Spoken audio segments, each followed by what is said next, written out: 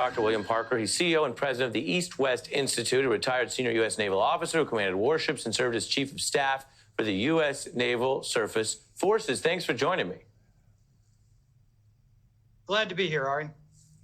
Let's start with what you've laid out, given some of your particular skill set in planning and execution on these kind of things, what you call policy steps for returning to work, because everyone's looking at this together. Depending on where they live, they might be going through it.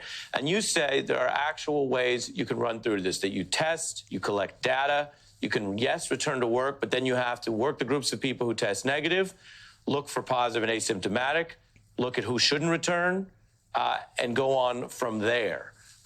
Walk us through what you see as important, and given what you're laying out, which states or how many folks are getting it right?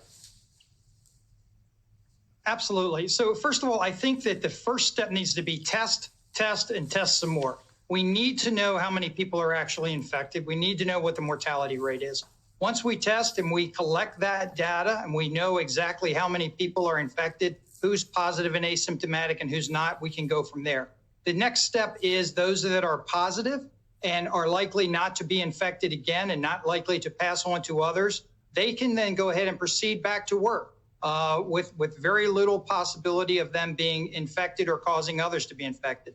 The next group of people is you establish a work group of those who tested negative, and those individuals that have tested negative, you put into a separate group, you test them on a regular basis, but allow them to go back with personal protective equipment. And then there's that group that should not return to work. It's a small group, but it's those people whose immune systems have been compromised in one way or the other, to include the elderly. And we need to take a real hard look at those and make sure we've taken care of them. Tell me about the color-coded PPE idea. Absolutely. So the idea here is that when you've had personal protective equipment, it does expire in a period of time. So the idea of having it color-coded means that people that are walking around on the streets, you'll be able to tell very quickly whether or not the PPE they have is expired and whether it's from a realistically good source where the equipment is actually being used properly.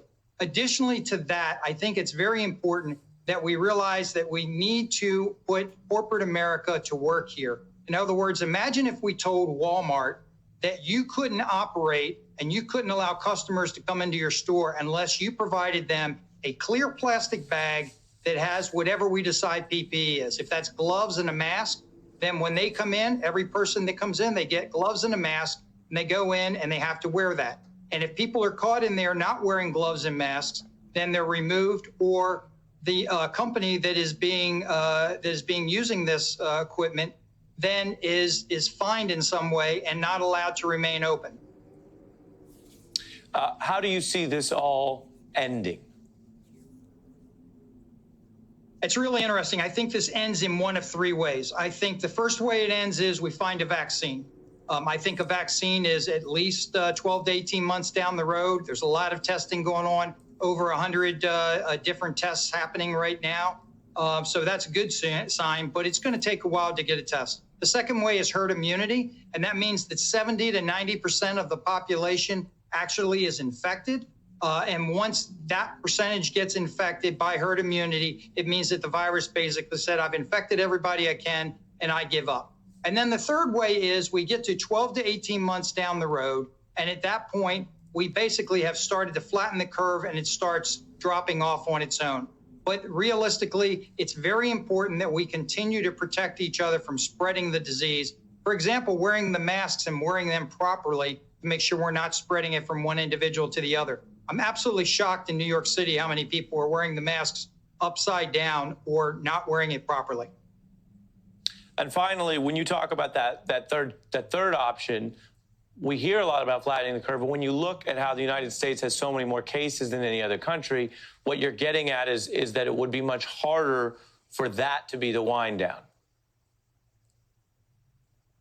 It certainly caused a lot more deaths, and it's going to cause a lot more financially if we allow this curve to slowly wind down.